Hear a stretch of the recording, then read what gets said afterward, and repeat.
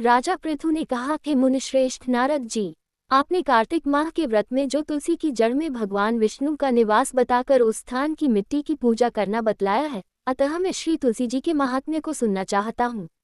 तुलसी जी कहाँ और किस प्रकार उत्पन्न हुई, ये बताने की कृपा करें।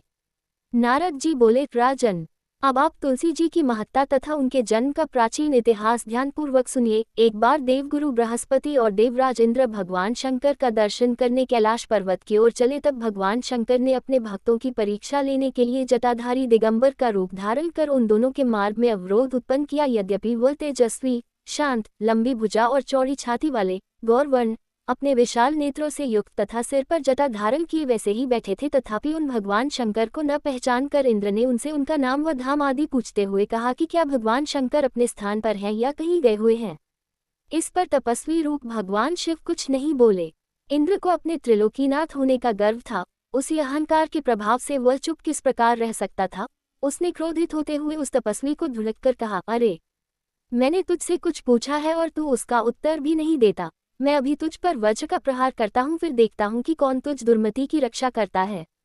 इस प्रकार कहकर जैसे ही इंद्र ने उस जटाधारी दिगंबर को मारने के लिए हाथ में वज्र लिया, वैसे ही भगवान शिव ने वज्र सहित इंद्र का हाथ स्तंभित कर दिया और विकराल नेत्र कर उसे देखा। उस समय प्रतीत हो रहा था कि वह दिगंबर प्रज्वलित हो उठा है और वह अपने तेज से जला देगा। भुजाएं स्तंभित होने के कारण इंद्र दुखित होने के साथ साथ अत्यंत कुपित भी हो गया, परंतु उस जटाधारी दिगंबर को प्रज्वलित देखकर बृहस्पति जी ने उन्हें भगवान शंकर जानकर प्रणाम किया और दंडवत होकर उनकी स्तुति करने लगे।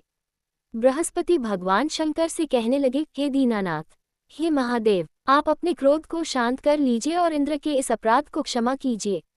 बृहस्पति के यह वचन सुनकर भगवान शंकर ने गंभीर वाणी में कहा, मैं अपने नेत्रों से निकाले हुए क्रोध को किस प्रकार रोकूं।